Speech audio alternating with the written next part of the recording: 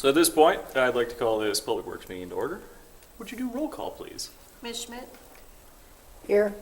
Mr. Temperley? Here. Mr. Pickard? Here. Mr. Lair? Here. And with that, I believe the first thing on the agenda is the approval of last month's minutes. I'll make a motion to approve the October 9th, 2018 minutes. Second. Do we do a roll call vote? I always ask this question, I'm sorry. Whatever you want. Roll call vote, You want to go? Roll call. please. Mr. Temperley? Aye. Mr. Pickard? Aye. Mr. Lair? Aye. Ms. Schmidt? Aye. Motion passed 4-0. And once this decides to load, we can talk about our first thing. Oh, Public comment. public comment, seeing no extraneous public, brings us to the discussion of yard waste and composting, of which we have some lovely guests.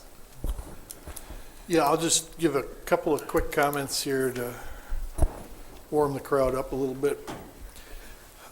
As you know, we've been discussing this for quite some time, and we're kind of getting to the point where we've narrowed this down to where we can get real serious about making some decisions and moving forward. And we're right now, as it said in the memo that I put in the packet, we're kind of a two-pronged approach. One is longer term, where we're looking at how we're going to put this together as either a composting or a recycling center or something like that. And then the other part of that is maintaining the existing site with some adjustments until those decisions are made and we've got another location or whatever we decide to proceed with. So the other part of the memo just indicates what's in the packet, and that's what, as you remember, Dustin and Betsy have been working on this for us, so they're here to go back over this. There's a number of things in the packet for you. And then just a little bit of what we're planning to do with the existing site as far as increasing the security and that sort of thing, and we'll talk about that a little bit later. So I think with that really brief introduction, it looks like Dustin's gonna go first tonight, so I'll turn it over to Dustin. I am, thank you. I'm just going to talk a little bit about the survey. So everybody should have been provided with the survey results. As you recall, we made that live in September to start getting a little bit of feedback from hopefully people who use it, and I was pleasantly surprised to see you had 317 respondents, which was pretty good. For it not being a hot button issue and such, it was nice to get some feedback. Obviously, it's a brief survey. We didn't want to overwhelm people, but we wanted to get an understanding of who was using it and how they're using it and what their expectations were. So the bulk of the people that responded were from Lake Mills, nearly 90%. I'll probably just use some round numbers. I don't think people care about fractions of percents. Between City of Lake Mills residents at nearly 90% and the Town of Lake Mills residents so 27 respondents came from Town of Lake Mills.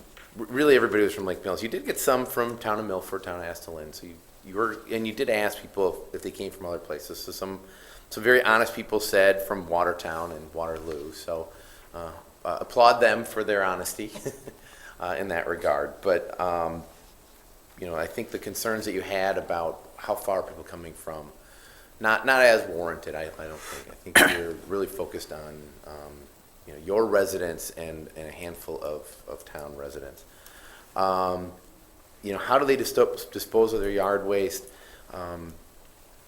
So 83% take it to the city or a county drop-off site, depending upon what it is. So by and large, they come to your site. A handful use city pickup at curbside, about 20%. Some compost at home, and some just leave yard waste in the lawn or their garden areas. So there were a handful that threw it in the garbage. They said, I'm sure that's some miscellaneous odds and ends. Pickup's not coming for a while, but by and large, people they bring it over here.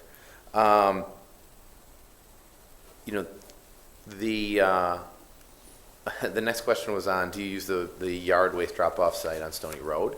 And overwhelmingly, they do. Almost 90% do. We maybe should have asked, if you're not using it, where are you taking it? but most people are going there. Question 4 was on how often do people use the drop-off facility to dispose of yard waste? And I thought it was impressive that half of the respondents go there once a month or more. So a quarter of them go, of that half, of the total respondents, a quarter of people go there once a month. A quarter go there once a week. So pretty often. I thought that was kind of interesting. We asked about spring cleanup, so some of them, not quite 20% go there for spring cleanup, about 10% during fall. So high number go there very regularly. So we started asking, we mentioned that the Stony Road facility is going to close, and a new gated facility will be opening. And which days of the week should the new drop-off site be open? And this was an open-ended question. Generally all days. I think your residents have grown very accustomed to the availability of the current facility. So really the Monday through Thursday, kind of half the responses were on for those days. Overwhelmingly, though, you had a high number on Friday, 75% said Friday, 99% said Saturday. So, whatever happens, you're probably going to need to include a Saturday.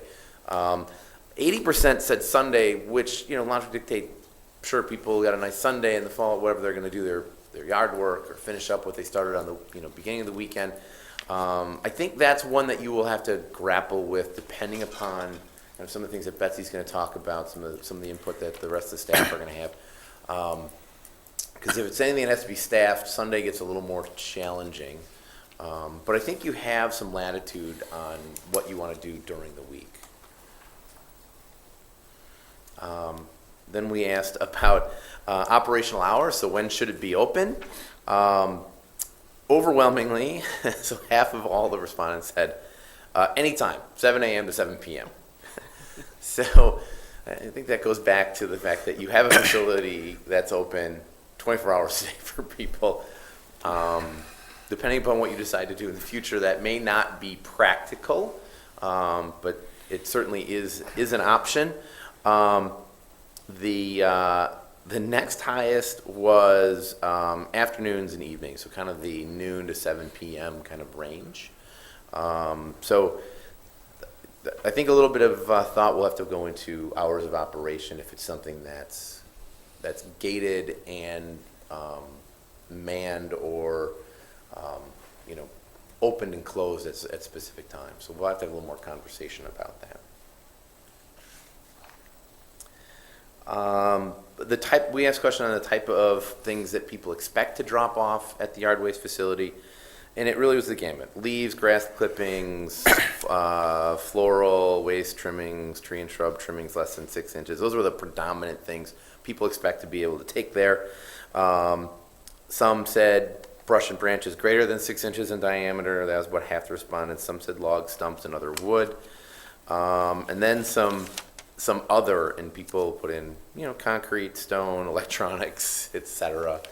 Not overwhelming numbers, but they were listed, and there is kind of a laundry list.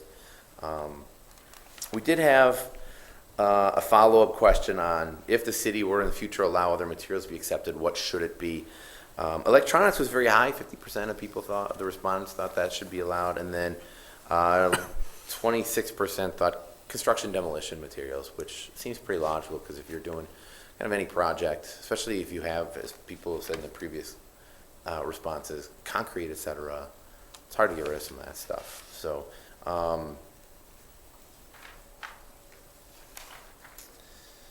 then we asked some questions about cost of operating it and what respondents' thoughts were on that. So we had as an option user fee charge per visit, user fee charge for an annual pass, part of the general tax bill for all residents, so no additional fee or something other. Nearly 70% said, hey, this should be part of my tax bill. This should be something that a service provided by the city at no additional charge. Though almost 20% said a user fee with an annual pass would be appropriate. Some of the comments are interesting. I think most notable is the takeaway from the kind of comments that people left was about, the current site works fine, et cetera. I think a little more education is probably necessary. I think we do need to make a push to try to inform the public as to why changes need to be made out there, that you are getting things dropped off that the city has to deal with, pay extra significant fees for, or things that have caused damage to city vehicles when they're trying to attend to the drop-off site. So, nails that got into the tires and hazardous materials that have been dropped off that you have to get rid of, asphalt shingles, et cetera. So I think we do need to do a little bit more. I would recommend the town doing a little bit more, the city doing a bit more for the educational component, so people understand that the status quo isn't exactly a direction we can go in, and I don't know if the public has a full understanding about where it goes after it gets dropped off, and that facility may not have the longevity that the city would like. So the comments were, I think, as expected, but I think that's, if you're reading between the lines, that's the important part for the city to look into. Then we had a little bit on the composting. Would people be interested in obtaining mulch or compost from material seed at the facility? It was split down the middle, 50-50. And then the next question is, would you pay for a small fee for composting? Again, split down, generally down the middle, a little higher on the, yes, they would pay about 55%. I think people who are into composting or may have a kind of an environmental kind of bent to their approach to what they do, I think they would be very willing to do that. So it does give you an idea. I mean, that's still a fair number of responses.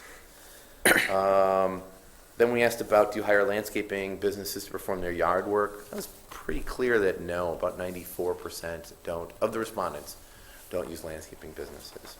And then the last question, which I thought was very important, was how far would you be willing to travel to use a new yard waste facility?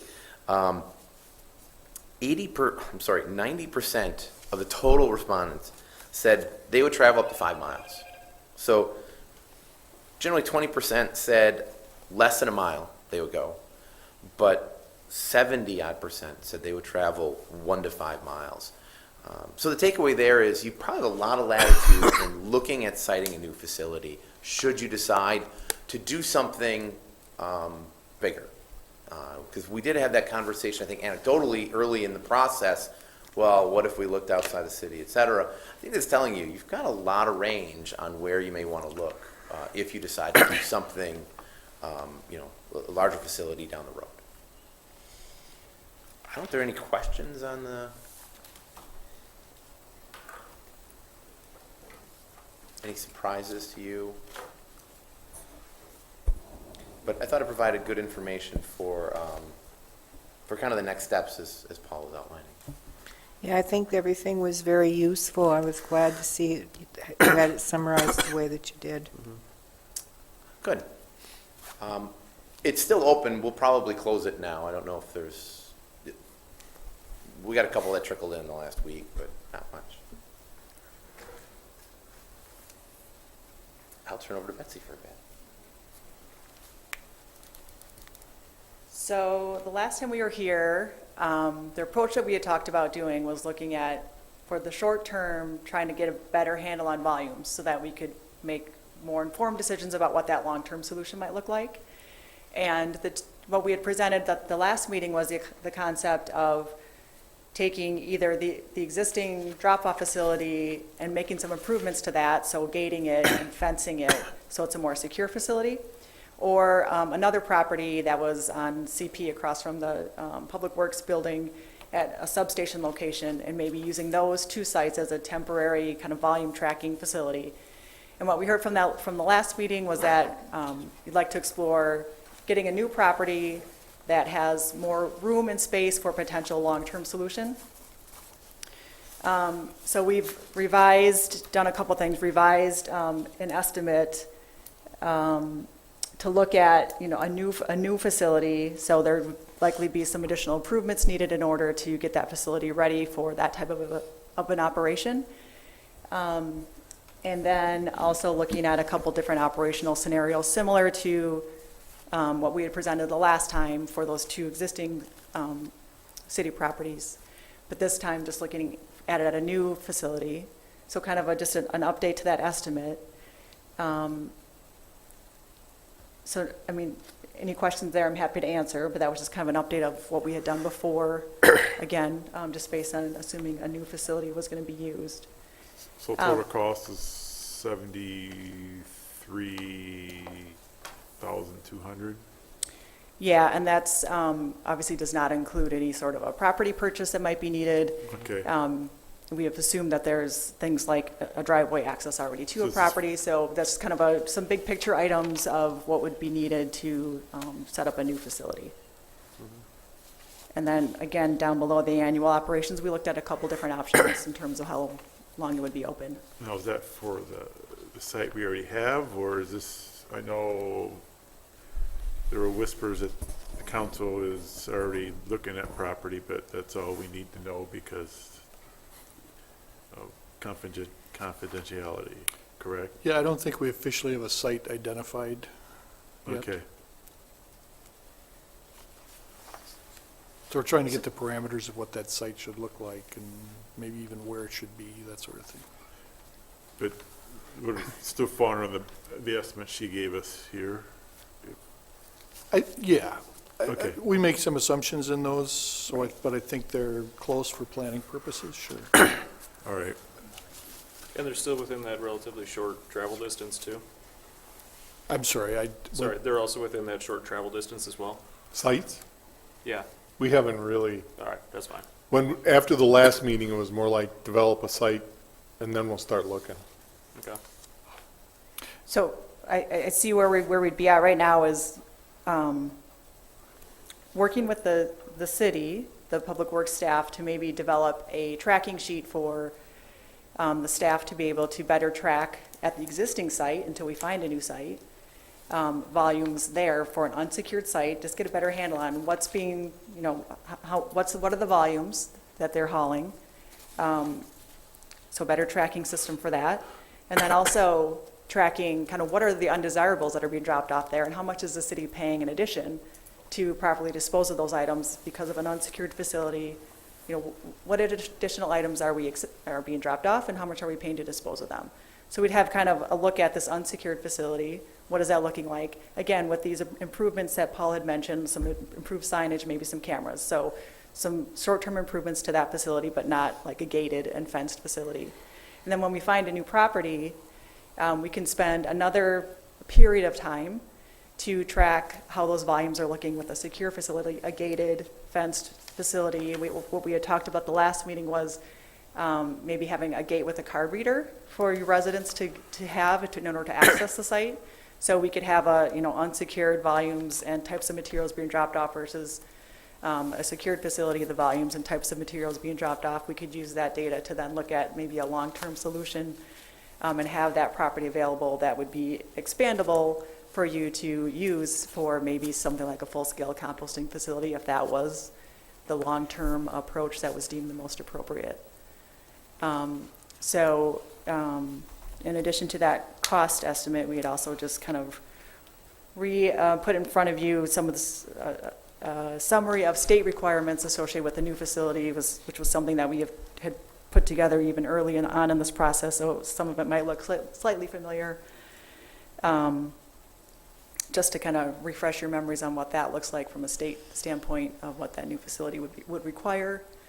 So I think it's, at this point, we're looking for, is this still sounding like the route you want to be going? And if so, yes, we can work with the city staff to be developing those tracking sheets so we can actually really start gathering some good data on volumes to be used for the long-term planning. How much work was that involved? I mean, to have staff monitor the old site, is there going to be a lot of work? I don't think so. I think what we've talked about is probably just putting a clipboard and a sheet. We'll format a sheet, leave it with the guys, and just, we'll have something more than their memory to go on, so we'll ask them just fill that in as quickly and as completely as you can and kind of identify not just the quantities, but really what type of material we're getting. Over the course of a year, we should get a better handle on both those things. So I don't see it as a big deal. My sense is that because this is kind of a hassle job, that they're going to be very willing to monitor that stuff to try to figure out a way for this to work better. So All right. I see pretty good support from them. So they're looking forward to, Well, I wouldn't something go more that controlled. far, but yeah, I think it'll be something they readily participate in. right? Regarding the quantities that we end up tracking, one of the things that's high on the list right now is trees, specifically ash trees, specifically because of the emerald ash borer. So that's something that, we should just be aware of, that's going to be high, and long-term that will go down. Sure, yeah, and, yeah, I guess we haven't really designed the form yet, but we can see if we can indicate, or if they can indicate what type of wood we're actually seeing, and if that, that way we know. That's pretty tough, though. Yeah, if it's a lot of ash, then we realize why that's happening. Yeah. One thing I wanted to go back to in regard to your question, Ian, and I put together a list of questions that maybe we should consider or ask you to consider, and that is, do we want to try to partner with any of our neighbors, or do we want to make this, kind of our own thing? So that would have some effect on where the location might be. If we're saying, yeah, let's really go and talk to the folks at the town of Lake Mills, that might affect where this site ends up. So we kind of need a little direction from you. Do we have that luxury of time to keep doing that, going down that path?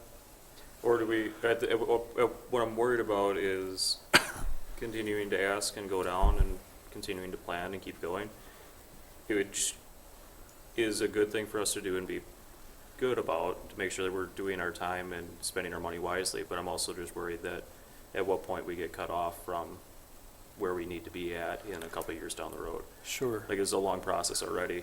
I don't want to kick the can too far. Understood. I guess the flip of that would be, if we're going to do it, let's do it the best we can right now. But I totally understand what you're saying. Yeah. I don't see any cost benefit of us sharing a facility. I mean, each city and village has their own pile of yard waste to handle. Well, if it's composting. Composting, yeah, but collecting yard waste. Right, Yeah, right. So at this point, thinking let's just collect it, get a better handle around it, yeah, which at least puts us one step in the right direction. right. And then we can start going down the next step Mm-hmm. after we cross this hurdle. Because if the township of Lake Mills is really interested, they should have had a member here as part of this conversation. So, My guess is the township would be interested if it was a pay-per-use, and then they can say, your town members, you can use it if you pay for it. yeah. My educated guess is they're not going to want to put in Yeah, imagine if tax money. if they asked them to help us build it, they're gonna balk. Yeah, so, But that's just, it's, speaking for somebody that I haven't talked to, so I don't know, but that's Well. just, yeah, they've had almost a half a year to send a rep here to be part of it, so. So do you need like a prepared motion at the next meeting to officially declare the recommendation? We can do that. Because people are gonna get mad, and I know they're gonna be yelling at you, and you need backup. But, I mean, The, Whatever backup we can provide. yeah, Yeah, you can get in front if you want. but I think the first step is get an official motion to recommendation to council. we can put that- something together for the next meeting and have it ready to go. And all the details of card access and all that can be worked out later. Yes. And we're definitely not gonna look at gating the current facility, right? Because she mentioned that was an option. I thought we talked about that, just wasting money. Right, Yeah, there's no way to gate the existing facility. Yeah, There's no way. Right. You're We're gonna- in the right of way. I mean, yeah. people are, when they're unloading, they're sitting on the street a lot of the times. and, Uh-huh. I think that, if you stand there and watch the fluids running out of that pile and then down the ditch and into the creek, I'm sure that there are some issues there. So I don't think that the existing site is an option, no matter what style we use. So designing the initial phase and then being able to set it up so that there, if we do go to composting or some other option, that those are available to us at the other site. I think that's what we want to analyze. And so continuing to move forward with the fence site, and having that first phase where we can drop it off and have it hauled in any form or fashion, any place or location would be something that we'd want. But we'd also want to be able to say, okay, at this point, we're going to switch to composting, and we're going to and have enough room on the site to be able to do that. I think that's the key as we continue to shift over the next several years. So being able to say, yep, this is the way we're going to start it, but we also want to know what it's going to take to be able to do the whole thing so that when we do buy the site, we know what we're buying. I think when we get to the point of actually acquiring real estate, we should get more than what we think we're going to need, because things always change over time. We may find that there's a good spot there on that land to build a salt shed or store some kind of other equipment or resources that we have. Or the townships may find that, oh, look at what the city of Lake Mills is doing. Why don't we see if we can partner with them after we've already started the process? Because once it's there and people are aware of it, there might be more enthusiasm for partnering with us. I like where your head's at. Town of Lake Mills has expressed a certain amount of interest. I wonder what they do now. Other than use ours, but, Town of Lake Mills does actually have an option. I don't know how well it's used, because I know that it gets used pretty heavily, but they do have an option for yard waste right now, but they're kind of like, they would prefer to have something available, particularly if it involved composting. I think at least some places in the town, they're probably permitted to do burning too. Yeah, a lot of people in the town burn. They have free pickup twice a year. That's right. I was on the Public Works Board, when I think his name was John. When we were discussing scaling back or brush pickup, he said they only have it twice a year. And if you go out to Shoreward Hills, you don't see a nice community. Somehow they've able to survive with only twice a year. So Yeah, but I don't know where they haul their yard. Once they pick it up, where they take it. that's true.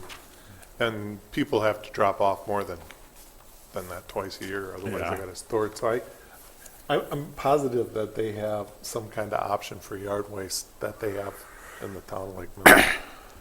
I don't know how well it's known or anything like that. But I know that there's a lot of use of the city of Lake Mills one. So what's our next step? Well, I think we'll structure a motion for the next one and kind of put it together in the way we've discussed, and then you guys can reshape it at the meeting and see where you want to go. What's the timeline of that, as far as, We'll put a motion together for your next meeting, which is December. and then purchase of property timeline?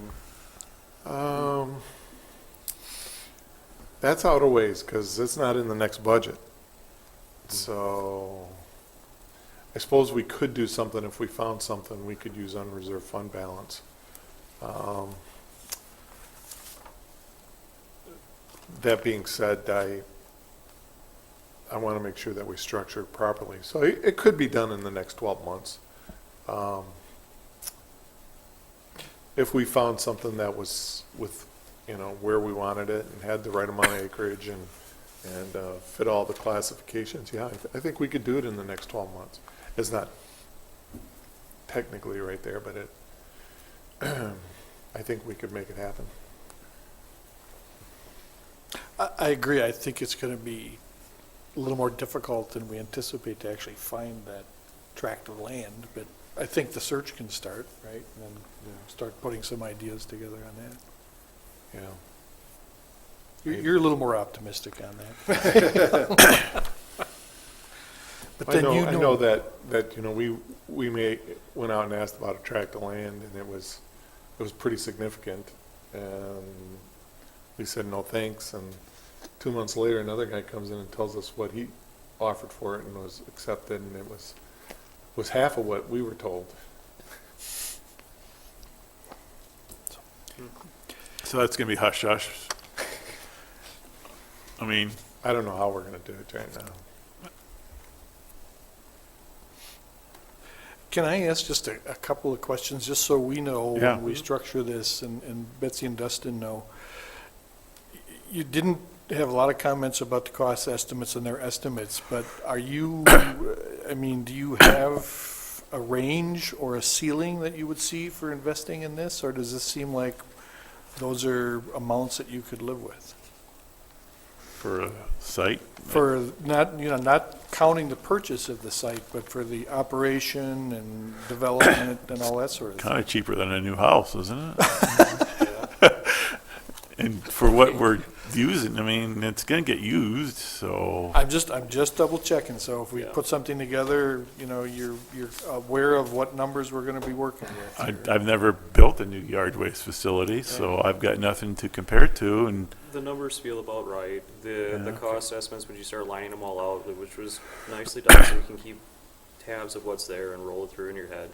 Even for the annual operations side, it seems to line up. It at least passes the first initial gut saying, yeah. that's about right. You And didn't, that's further validated yeah. with the survey response. Okay. So I think it's about right. you didn't, Nobody likes paying extra money, don't get me wrong, Yeah. but we're trying to get ahead of the game before we're back painted into a corner. So we know this is coming, we're planning on it, we're doing the right steps now to account for it. Okay, good. you didn't say million, so. Yeah. Not yet. All right. And then the other thing is, you know, Dustin went through the survey about things that people would want to see and, or be allowed in the yard waste center. And I know electronics was a big one. You do realize, I just want to make sure that that's really difficult to do, and that more And- than likely isn't going to happen. John's Disposal comes and picks it up. Yeah, I mean, that's a So- very, Not, very not touchy area. TVs, so. Well, Yeah, you'd pay a special fee for that pickup. yeah, So they do pick up Yeah. TVs if you pay? if you pay. Yeah, So people want to drop off electronics for free. There's a big difference. So we have that option in this community to have John's come and pick it up. And does John's pick up electronics? Yeah, I'm pretty sure Yeah. they pick up electronics and appliances and. Go check his website out. Because electronics is not allowed to be thrown in the garbage. No, by state can't law. throw it in the garbage. Yeah. They have certain special conditions that they pick up and they go through the process, but they actually move it into a specialized recycling project, but it costs a lot of money. So it's not a cheap option. Right. And there's a county once a year Yeah. pickup as well. I think it's actually Twice twice a a year. year. clean sweep, yeah. And Is that clean? I looked at it, they got Yeah. one coming up for tires, and then they got another one coming up for electronics, and then they Separate got from another clean one. sweep. Separate from clean sweep? Separate from clean sweep, yes. Oh, okay. So, yeah, so if if you're willing to hang on to it and then make a trip to one of the communities where the clean sweep or the county drop-off is, those are options for you too. The one time I went was at the fairground. Yeah, they usually have it at the fairgrounds. Once in a while, they have it in Watertown. It's amazing. These huge piles of stuff. There's a few companies in the area that do it as well. Yeah, Best Buy, yeah. There's a place out by Purple Cow that does it as well, Mhm. east side of Madison. Okay, I just want to make sure we're on the same page there, that we don't want to get involved with that at all. Simple residential yard waste Yep. for right now. Well, I think it's important that residents do know, and again, this, education. Because if they don't know what to do with it, they'll probably go in the trash, which is not the best situation. Actually, I've noticed that John's will put it back on the curb. Yeah, where does it go from there? Yeah, that's the debate. Usually it ends up down at the yard waste center. Well, or in their trash. Well, it won't go out on heavy pickup. We'll put it in the trash can. Yeah. Again, John's, if they find it in the trash, they take it back and put it on the curb.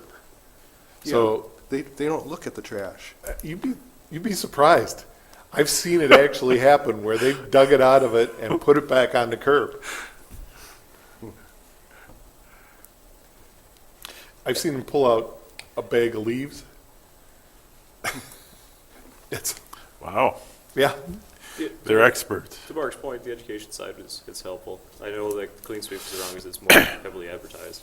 I forgot about the other two countywide ones that happen twice a year as well. I don't know how to make it go out there, but It's on the website, no, it's probably my own ignorance.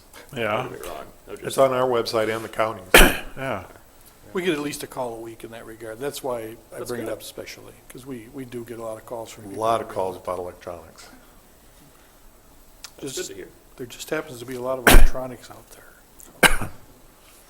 And then just really quickly, the last thing I just wanted to mention is what we're doing at the existing site. And we alluded to it, we're going to put up a camera, some new signage that's very specific. I think I put an example in your packet to try to make sure that people understand very specifically what's allowed and what isn't.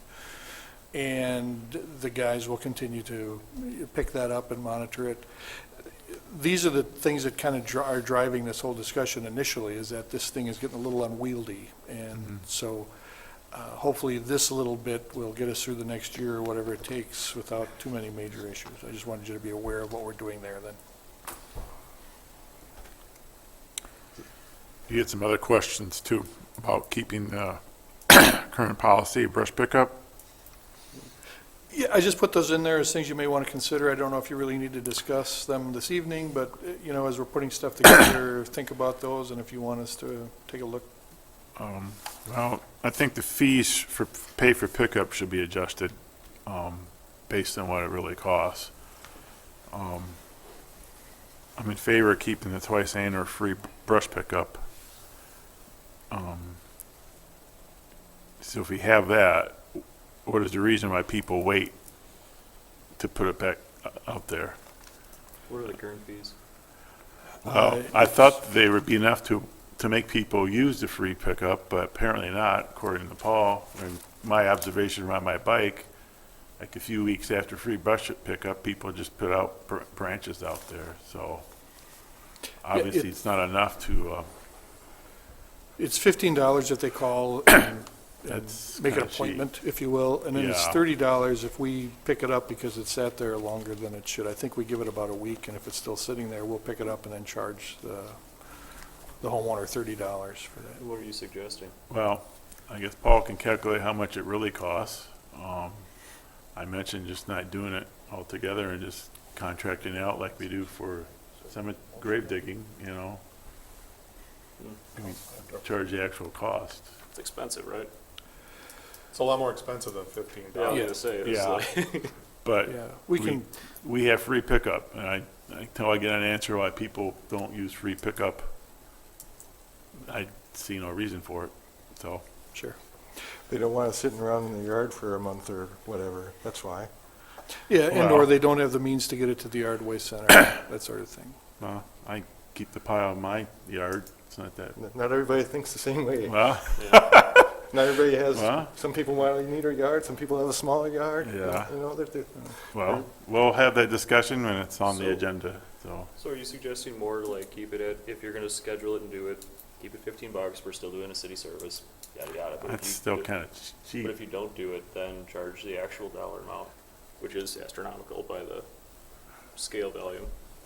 That would be a thought, because we do want to provide the service at a cost that people can afford, but at the same Yeah. time, you know, and you have somebody that has 2 trees worth, and Yes. then you have the little old lady with 1 bush. Yeah. that's another issue. Quantity is branches. another issue, yes. Yeah, and Yeah. I mean, branches this big. Right. But do we really want the city picking I think out that's little big, branches? I mean, Well, I'm trying to differentiate Yeah. between like what we do as a service and trying to make it more accessible for all users, all residents, right? And the other flip side is trying to maintain what we have. So instead of doing all this extra work that we're doing, So- that we Right. just put it out there and it's more of like a finer. So how many pickups a month are there? Is it 10? Is it 500? It's seasonal, Mark. I would say this time of the year, 30 a week. maybe? On that once a month? Yeah. No, that's not, that's too high. That's too Man, on the once a month, I guess we'd have to monitor that too. We'd have to take a look. Oh, all right, once you monitor that, then Yeah. you got enough data of how much If time. it's not being abused, if the numbers are low, then Yeah. Oh, yeah, I don't know that it's so much being abused, but I just want to make sure if there's any other policy changes that you want made along with this. So, you know, any of those would have to be basically probably a separate motion, I assume. Yeah, we'd have to, Yeah, put a so- motion to it. I want to cover all the bases. The, we could do on the ones that just leave it out there and we have to pick it up. We could do it like we do with people who won't mow their lawns. We charge them what it costs us. And we Yeah. have a set rate for labor and a set rate for equipment, and we keep track of it. So if it's, you know, picking up 6 branches, it's gonna be different than picking up 2 60-foot trees. If that piece of literature already applies, that seems to be a pretty good pairing to go with the yard waste pickup too. I mean, it's the same as trying to maintain the appearance of the city in the overall property values. How about for the next meeting, just estimate how much work is spent and how much it costs, just for informational purposes, before we get a actual discussion to modify that. Is that okay? Yep, that's what I'm looking for. All right. Oh, way to go. Wow.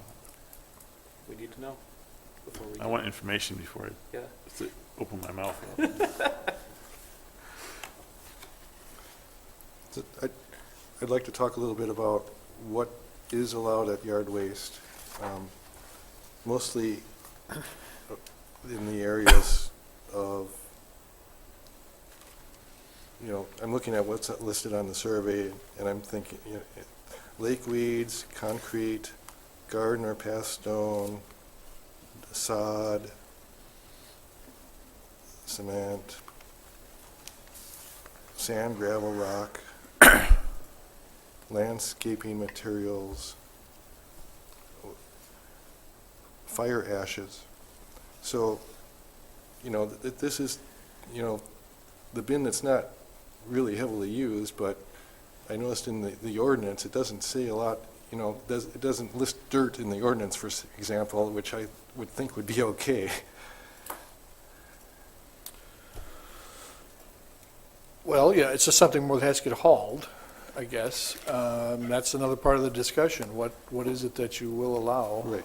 And if it's not allowed at the yard waste, what are residents supposed to do with it? If we say no, we should educate the residents as to what to do with it, whether it's electronics or dirt or construction materials. Like, are there private landscapers that would take dirt and rocks, or is that? All contrast tractors have historically removed the waste from the site, and they usually have a site that's set up to take it. They may not own it themselves, but they may contract with somebody or have an agreement with somebody that they can fill an area. If you're doing it on your own, then it becomes a much more difficult project.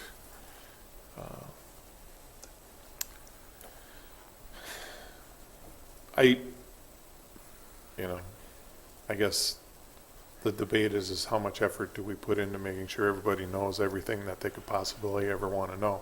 Mm-hmm.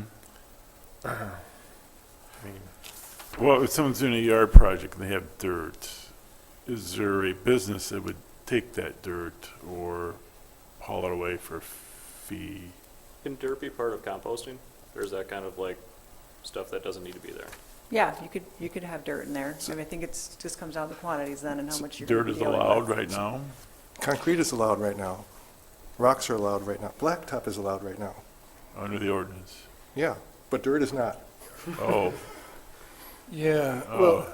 well, I don't want to split hairs or get into a big argument here, but I can't imagine somebody having such a large quantity of dirt that they couldn't find a place on their own property to get rid of it, and/or if they're using a contractor, that contractor would have a place for it. I'm not sure that dirt's a big issue. Now, the other part of that is, of course, the dirt could be contaminated, you know, if you know, they're digging up somewhere, an area, maybe they spilled oil from their car or something, they've been working on it. We don't really want that. And that's, the other part of this is the hazardous materials. That's why the construction materials are a problem, that some of those will have, may have lead or asbestos in them. We don't want that. Okay, somebody's turning part of their grass into a garden. Mm-hmm. They're digging up the sod. Mm-hmm. It's a mixture of dirt and grass. Mm-hmm. What should they do with it? My It recommendation. doesn't have motor oil in it either. Yeah, no. My recommendation is to pile it up and allow it to turn into compost. My recommendation is that if you did all the other work to figure out how to make a project work, you probably should also figure out how to get rid of the material that you now have left. And, so Well, the what way do you do? Paul, the way you feel about that project, I feel that way about my tree leaves. Mow them, compost them into the grass. Yeah. But we allow people to, we handle the leaves. A responsible gardener knows the value of compost. Yeah. And composts on site, which is better than composting at a city site. Yeah. It's less transportation, it's less city cost, so. But using your analogy, we pick up the leaves because we don't want them in a lake. Well, we pick them up because most people burned them. And if we don't pick them up, the result is most people are going to go back to burning them. Or going to try. I mean, in my neighborhood already this year, which you If the should city know. doesn't have a place or tells people where to put it, people are gonna be creative and find a place, whether it's in their yard, in the trash, or at the yard waste site, even though it says no, or some other dump site that they decide. I mean, Yeah, I mean, to me, this is kind of the classic debate, are we the do-all, end-all for everything that every citizen wants? I mean, we can educate and we can find alternatives, but I don't know that we can provide every option that may come up. Again, I understand your point. For small quantities of dirt, just like we accept small quantities of blacktop, concrete, whatever, I suppose we can make allowance for that, but I don't know. I just don't know if it's, are we going down a path that might be really difficult to maintain? No pun We're already intended. down a path that's very difficult to maintain. True. Yeah, I don't know how to respond. So that's kind of where we're looking for direction Yeah. from you. well, I don't know why blacktop is in the ordinance, because how many people tear up a cubic yard of blacktop? Either they're going to do a Yeah. major section of blacktop, or they're not going to do any. So why is blacktop in there? I don't know the history of that, so I don't. Nobody here knows. No. So, from what you're looking for direction, do you want to know what kind of stuff you want to have added to it? What kind of stuff needs to be allowed to be dropped off, and what kind of stuff doesn't need to be? Sure. So the easy one is trees, leaves. Yeah. Do we do stumps already? We don't do stumps yet, do we? The stumps are a pain. Stumps show up. We do a lot of things. I mean, we do dirt. Yeah. I see dirt there all the time. I see concrete, I see asphalt, I see every form of landscaping waste, Yeah. from retaining walls, Block. If yeah, we- Concrete block, bricks. We see full-size trees chopped up into, 4-foot sections. So you can end up with, and stumps that house those all peeled up and hauled in there. But we also see TVs and oil and paint and refrigerators and mattresses and box springs, chairs, shingles. I'll bet we see asphalt or asbestos tiles. I mean, you go down there and you'll see everything. Well, let me ask it this way. Instead of, listing all this stuff, are you guys of the mind that you want to get to a compost recycling center, or are you kind of the mind you simply want to get to a gathering place, and then we move the stuff out. And the reason I ask that, if we're really focusing on a compost center, there's certain things we can't accept anyway, right? So maybe that's the bigger question. I think that's a premature question. I don't think I If- can't answer that. If we go down that rabbit hole, I don't want to limit from where we're at. So no matter what we do, we have to have the mindset that the final location for all the material that we're talking about is going to be compostable. So we're going to have a compostable section, whether we do it here or on site is a different one thing or another, right? Because that's kind of the direction we have to go. Right. Now, this extra stuff is going to be, if we're going to do a recycling center, are we going to do the existing stuff that we currently have? Are we going to expand on it, or are we going to retract on it? So from a core standpoint, 80%, we still need to be able to do compostable material, and they need to be segregated out. Whether we do it on site or haul it off, doesn't matter. So 80% of what we need to be able to do is that. This extra 20% is a gigantic pain, don't get me wrong. So the flip Yeah. side of 80-20 says we spend 80% of our effort on this 20%. Well, it's more like 5% or 10%. You look at the quantities Yeah. down there, we're talking 5% of the volume of the others. It's not large quantities. And I think once we go to some way, shape, or form of a different location, however it's managed, things will change. And I think things will change for the better. There'll be a lot of griping once we get there because it's change in general. And I think how we manage this extra non-compostable material, that whole bucket, is going to be a ball of wax that we're going to have to look after. Now, I think, to your point, we should be looking at it right out of the gate, but don't lose sight of what we're trying to do as well. We're going to have somebody there. We're going to have some extra help.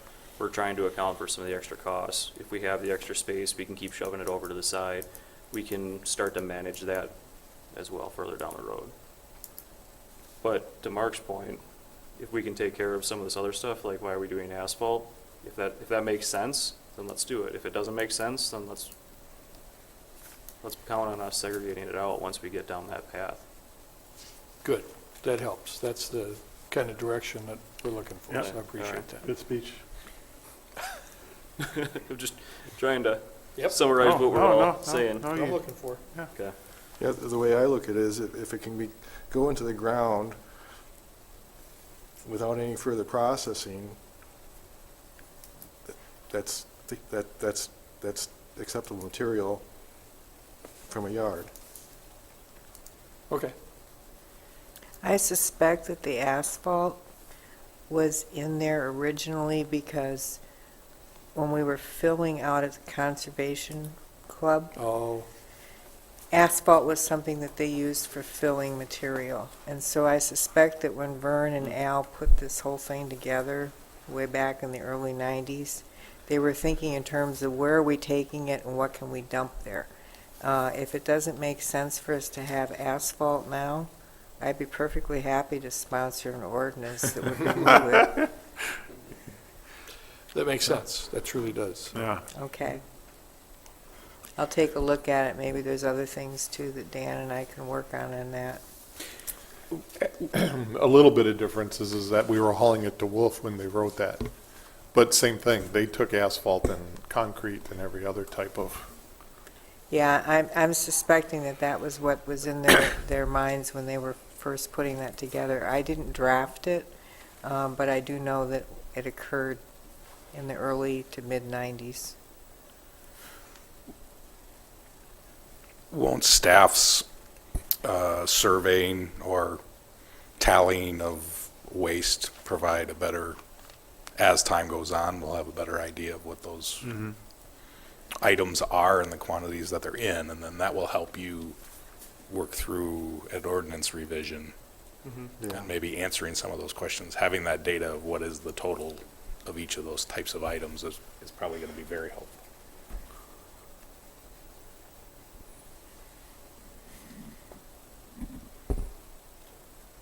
Sounds like we're making headway. We are. Thank you. What else do you need? Time. No, not too much. As long as you do it with time and no money, because usually time and money go Oh, together. yes. Yes. Point. Time and Steve just told me today I'm working for free, so we're good. All right. Any other Okay. input? I think this is all good, so Okay. Thank you. thank you. Thank you guys. I mean, the stuff that you guys were putting together, it's nicely organized. We can look at it quickly and validate it. Don't get me wrong, we weren't spending a lot of time like looking at you. That's because we finally had the information, so I'm perfectly happy with that, that's great. I do appreciate it. Thank you. You're welcome. I have a question about the sign. Yeah. It says, all material is to be placed more than 25 feet from the street in proper bins. Is this sign going up in the current location? No. You mean it's the brown ones? The sign that was in our packet, is it going into the Stony Road? current yard waste? Yes, right, Okay, right. so there are times when you can't put it in the bins. I don't know if the bins are even, you basically can't put it has to go in the bin and not anywhere in front of the bin because the bins are about 25 feet away from the street. Yeah, I don't want to give away my secret here, but we put that in so that people wouldn't just stop at the edge of the blacktop and dump their car out. Yeah, I know, yeah. So, hopefully this will indicate that you have to make an effort to get it away from the street. I don't know that, well, here's my secret. I don't know that anybody's going to get out and measure it. But the point is, Yeah. keep it away from the street.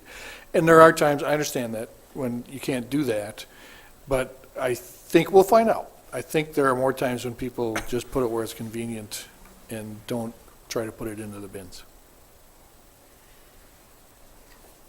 Good enough? Yeah. Okay. In my head, I was figuring out how big a 4-foot sign would be and how big the letters were. We had that planned out. I believe the smallest ones will be 3 inches. We did that based on the sign maker's recommendations, so, yeah. Science, I like it. Science, yep. All right, so we're good with that. We got some extra stuff that we need to make formal decisions on for next time. I'm good with that. That brings us to the DNR radium and corrosion controls update. Okay, I'm going to give you a couple of quick verbal updates on that. And the reason is that both of these things are kind of, thank you, by the way, Dustin and Betsy, appreciate it. Thank you. Both of these things are kind of in the testing experiment stage, and there's not a lot of specific results to report to you. When we get to that point, certainly we will. But we are working very closely with the DNR on both of these issues. And I'll take radium first. As you recall, we found at well number 4, just at well number 4, not yet, that's the other one, Steve, sorry. Okay. That we were just a tad over the MCL on radium in that well. And so that puts a lot of things into course by the DNR that we've got to figure out how we're going to fix that issue. So what we opted to do initially was to do what's called Packer testing, where we put blocks, if you will, in the well at different heights, and then we test the water and see how the radium levels are then. Our hypothesis was that that well is 800 plus feet deep, and when it gets down to the bottom, we're into granite, which is typically got more radium in it. Unfortunately, when we did our Packer test, that didn't come out exactly the way we anticipated. Although the radium levels were lower, but they weren't below the MCL yet. One of the things we saw as we were putting everything together was that at the bottom of the well, there was a lot of biological material, stuff growing down there. And the folks at Strand indicated, and I think the DNR indicates too, that that's very possibly a cause of radium, also a source of radium. So, with the DNR's blessing, we are going to clean the bottom of the well. Basically, they do that through a process where they put acid into the bottom of the well, then chlorine, and it's a very specific process they use. Clean out the bottom of the well, get the biological material out of there, and then simply redo the Packer tests. We had a lengthy debate about that because that's not a free thing to do. That's, we're probably going to end up having $125,000 invested in all of this work by the time we're done. But we're going that route because if we if it works, that's our cost. If it doesn't work, and that's still a possibility, then we're looking at either treating the water or digging a new well. And both of those are probably in the $2 million range. And so we're kind of going through the cost-benefit analysis and thinking, let's try this round again and see what happens. And in order to do this, we had to ask the DNR for about a 3-month extension on the investigation portion. They have not responded positively or negatively yet. All they said is keep working. So we're going to take that as a positive response. So that's basically the update on radium. Just a timeline is that we have to get approval to do the chemical rehab, but we anticipate we'll get that by the end of this month. We'll complete that by the middle of December. We'll redo the Packer tests at approximately the same levels. It'll take us till sometime in February to get all the results back from the test, see what the radium levels are. And then based on that, we'll determine the mitigation plan, and we've got to submit that to the DNR by the end of April. So that's kind of where we are on the whole radium thing. Is that well, I forgot how we got back onto how the radium for that one. Is it because we weren't testing specifically for that, or they dropped the, I forgot how it got, did the well Yeah. become contaminated, or has it always been, basically, is what I'm asking. No, we test it all the time. Yes. Yeah. But radium is a natural occurring Mhm. product that comes out of the granite. Radium 226 and 228 are generated in the granite, or a naturally occurring byproduct of granite deterioration, which then turns to radon. And so, if you have high radon areas where houses have to have, you're generally going to have radium in your water. Well, every city from Madison to Milwaukee has a well that has radium issues. In fact, I don't know if you remember, Waukesha got to pump their water out of the Great Lakes watershed into their watershed because they got special dispensation because they could not get their radium low enough under any condition. So they got that. Marshall's been struggling with it. Columbus has been working on it. I imagine within the next 10 years, every city in, what was it, Sauk Prairie or Sauk City?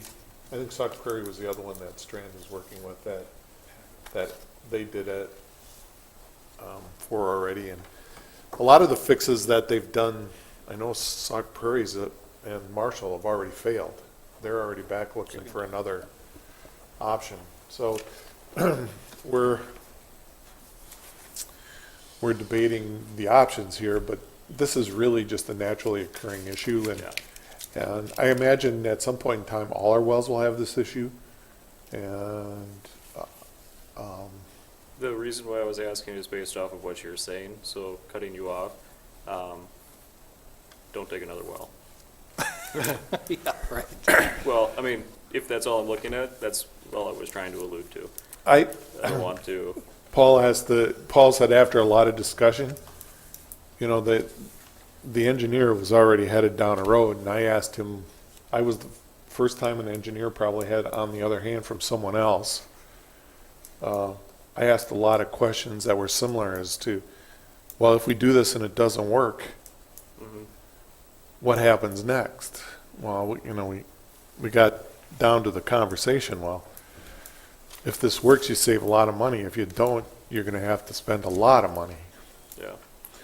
But drilling another well is, in this region, is, how much time do you get out of it? Because won't that new well have radium too? No, No? this is, Well, no, a new well would have radium possibly.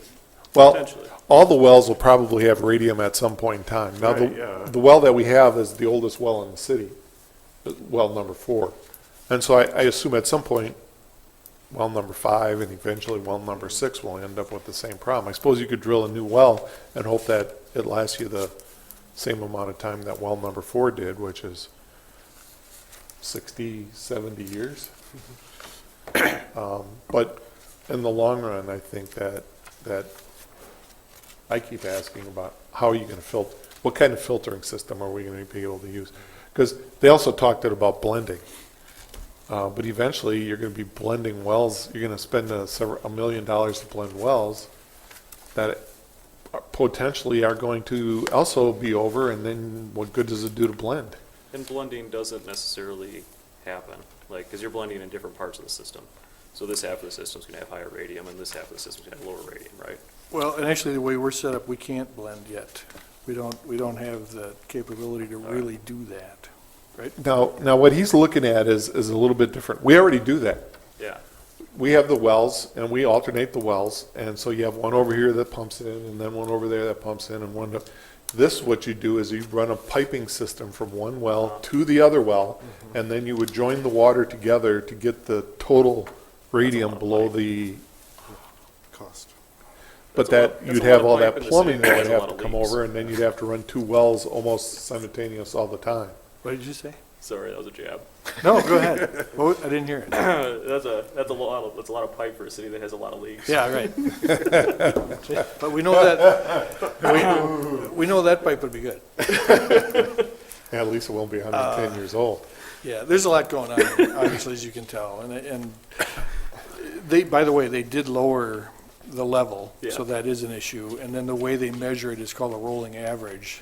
And so the DNR alerted us to this just recently, when indeed we exceeded well over a year ago. So the message I want to send to people in that regard is that this is not a disaster. Yeah. That we're being alerted to, we're right on the cusp here. And, you know, people aren't going to be affected by this.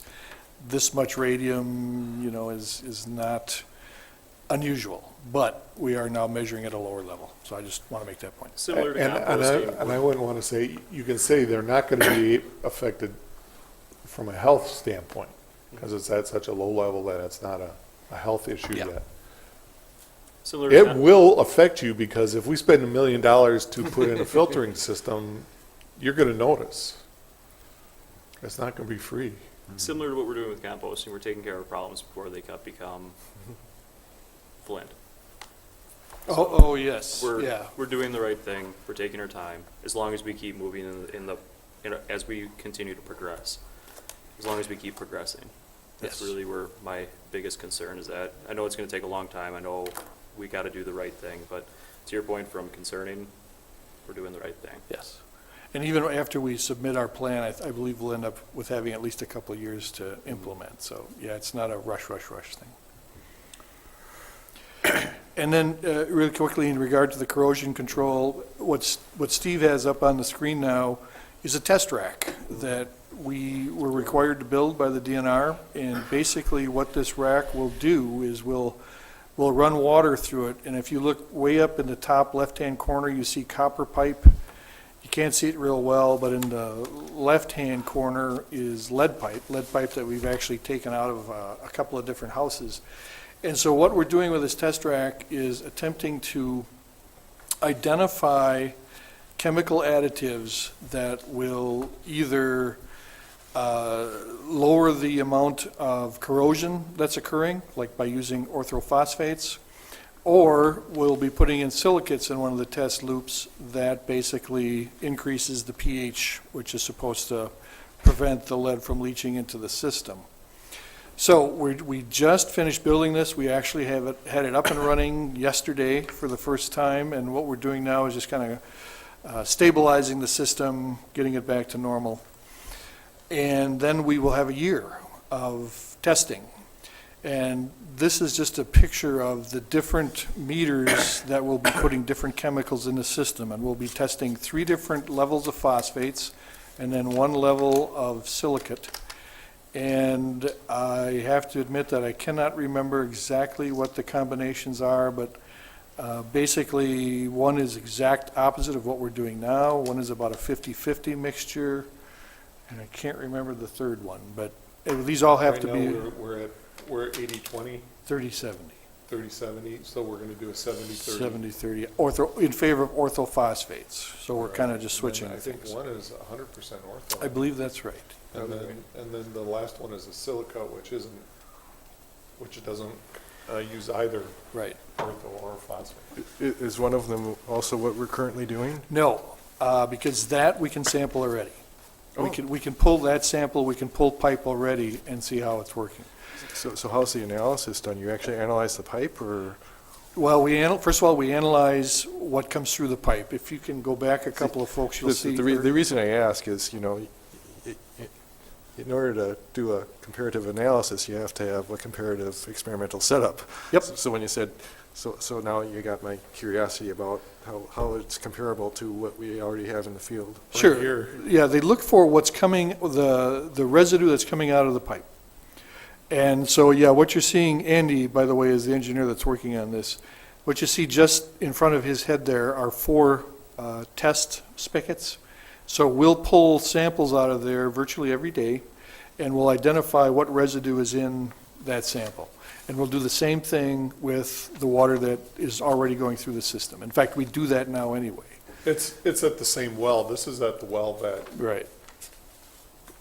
so they just, when they're running the well water that's going out into the system, they test that, and then they come back and they test these 4.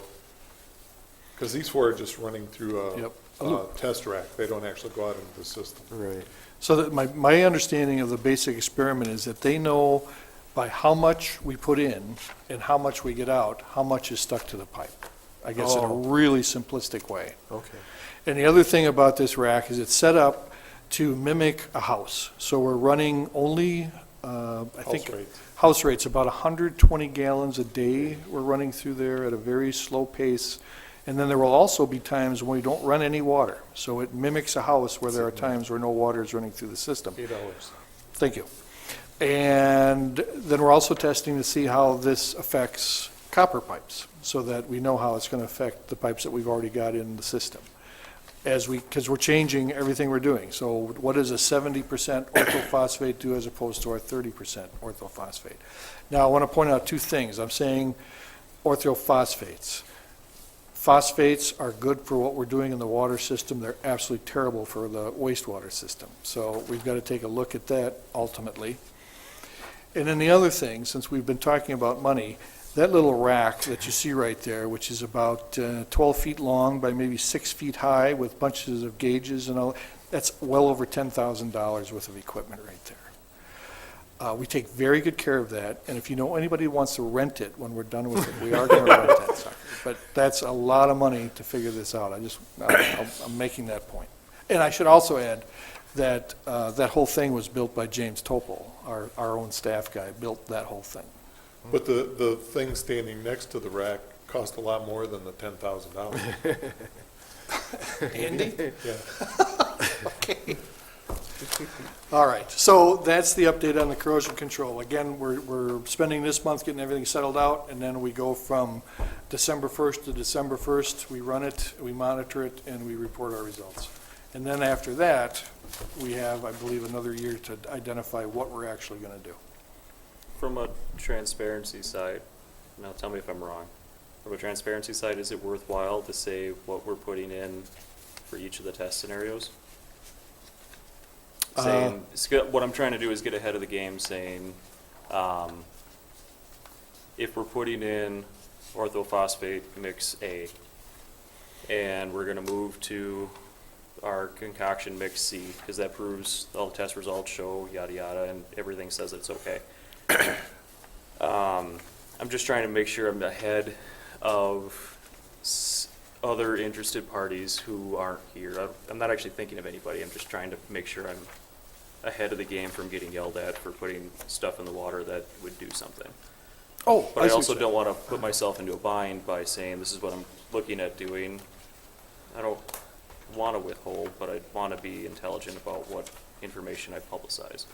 If I understand what you're asking, none of what we do will exceed DNR specifications. Is that where you're going? Kind of. We still have I don't to- want to do Flint. Oh, no. No, go I ahead. think what'll happen is DNR will, probably have us notice that we switch to a different type of chemical. All right. Yeah, Now, they if you are, don't read the newspaper, Yeah, I'm with you. they're very specific on what the maximum levels of anything that we put in the water can be. Yeah. Very specific. And your comparison to Flint got in trouble more for what they did not, They didn't put stuff in the they water. didn't put stuff in the water. They made the So, water yes. more nasty and didn't put any. but I appreciate very your point. I corrosive. understand what you're saying. The thing I'm trying to take away from Flint is not how they got into that mess. I'm trying to stay in front of Yeah. creating something. So, Well, we're- so not necessarily saying like, we're all relatively intelligent. We're not gonna copy another mistake that was relatively fresh in our mind. I'm worried about the thing that I don't know what's happening. So this is just different, and I just trying to make sure that I'm staying in front of it for my own personal I think you're level. gonna find, though, that the reason the DNR is pushing this is because of what happened in Yeah. Flint. And, the removal of the lead lateral services and the big push for that, and then the corrosion control on top of it, that's almost a double dip. Mhm. Because the corrosion control is to help control the lead. So what they're looking at is, and I think we asked them is, pretty soon we're gonna have very few lead services left. And they go, well, you're gonna have a lot of lead joints and all the old plumbing in the houses and all the old fixtures. And they said, adding this is gonna help. It won't hurt. So they were very strong on it. And the other thing that they told us Look, was. just back up there. We already add something, so we're just looking at adding something different to see if it's better. Right. So we're already adding something. Yeah. We already have corrosion doesn't- inhibition in place. We're just looking at upping our game. Well, the chemicals that are in there do different things. So the ortho inhibits iron and manganese. So your water doesn't look as red or black as it could. If we switch to one that doesn't have any ortho in it, you're probably going to notice a little bit more of a red tinge to your water. I don't- But we are currently putting a corrosion inhibitor into our Yes, water. we are. We're looking at making adjustments to what we're doing, yes. And I'll go back to what they told us, and, we were saying, well, you yell at us for putting it, that we have to take it out of the wastewater system, but you're making us put it into the water system, so we have to spend more to put it in and more to take it out. And they said, Yes. we're the water system, people are drinking water, you're gonna put in the amount of phosphate we tell you to put in. And that was the end of the conversation, as I remember. That's what it goes. They didn't care about wastewater. Just maybe another way to look at what you asked. There's only 2 of these things in the state of Wisconsin right now, so we're kind of pioneers in this thing, so. Which is both good and bad. That's right. Like I said, I'm not worried about what I know. I'm worried about what I don't know. Oh, yes, understood. So there will be other people to rent this. Yes, there will. Oh, yeah. Yeah. If you're listening, call now. Well, we need a year. You can have it in a year. Yeah. I got nothing. I think a lot of them are gonna be online before that year is up. That's all I got. Anything else from us? The bids for South Main Street were done today. And the bid estimate was $9,480,000, and the low bid was $9,227,000. $9,227,000. Way to go. So, and we had 5 bidders, and so I believe we have a project. What's the official start date then?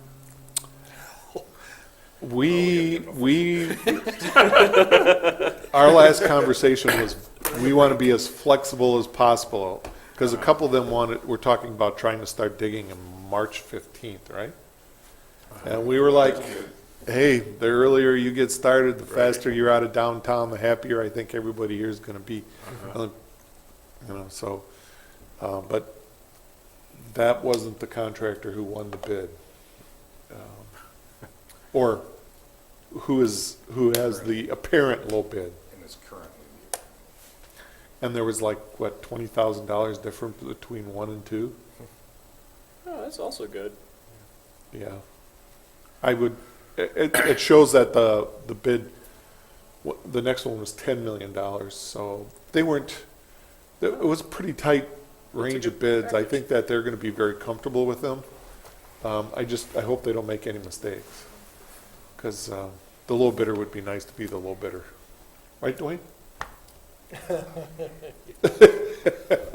The number 2 bidder was A1. I think we'll wait until the official bid numbers are complete before commenting any further. You're so wise. He's a chicken. I don't blame him. If you say it now, we hold your feet to the fire. So aside from the things we're looking at talking in December, is there anything else anybody wants to talk about for recommendations for future agendas? You'll have the construction plans for the Brookstone plats, which would be what, 6 or 7? I think it's Brookstone 6. So, That's the new stuff on the east side of town? yeah. All right. And what are we doing with that? Uh, We're just we're looking at it? We're constructing about 25 lots. Okay. Along American Way and Honeysuckle? Yes. Yeah, Honeysuckle. Anything else that we need to talk about? Probably, but I can't think of it. I have nothing. Good. Seeing that, meeting adjourned.